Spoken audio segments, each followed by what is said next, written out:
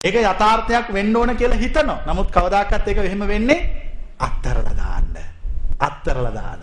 මජ්ක්‍ධිම නිකායේ සූත්‍රයක් තියෙනවා. සූත්‍ර කීපයක් තියෙනවා. බද්ධේක රත්ත සූත්‍ර. සුන්දර රාත්‍රියක් පිළිබඳ බුදුන් වහන්සේ කරන ඉගැන්වීම. රාත්‍රිය සුන්දර කරගන්න හැටි. කොහොමද රාත්‍රිය සුන්දර කරගන්නේ?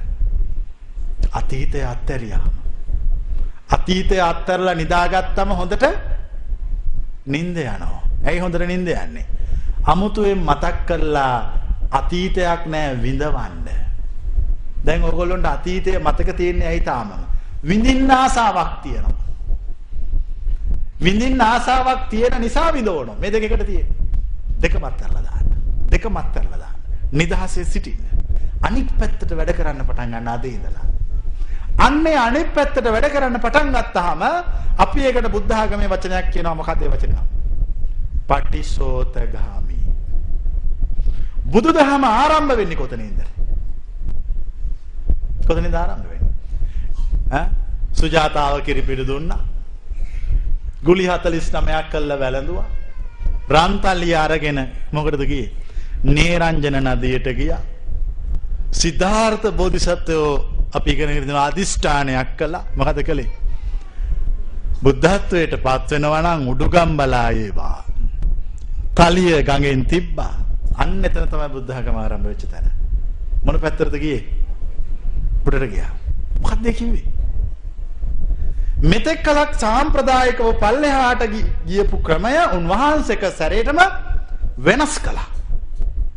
වෙනස් කළා. අලුත් කළා.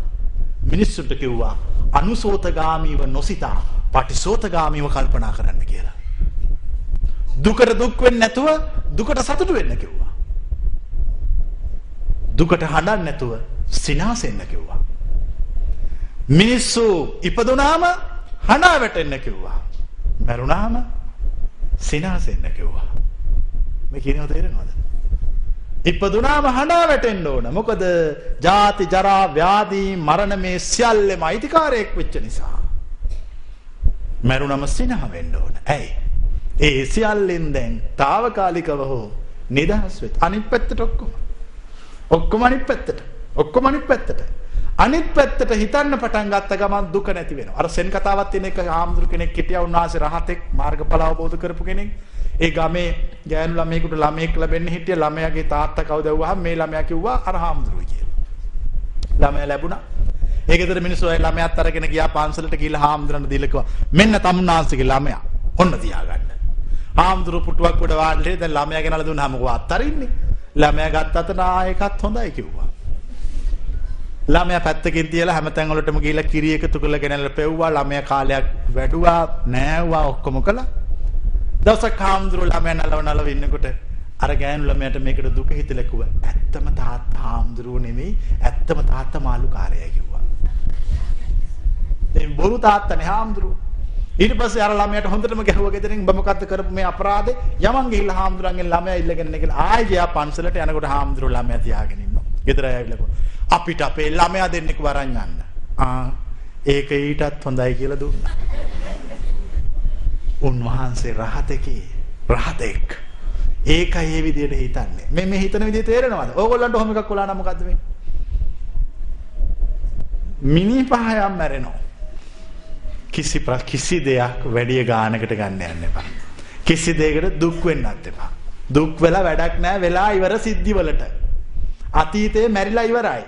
ඔය මෙච්චර කල් දුක් වෙන්නේ මැරිච්ච අතීතයක් ගැන කල්පනා කර නේද? අත්තරින් අතීතය ගැන කල්පනා කර විඳවන එක.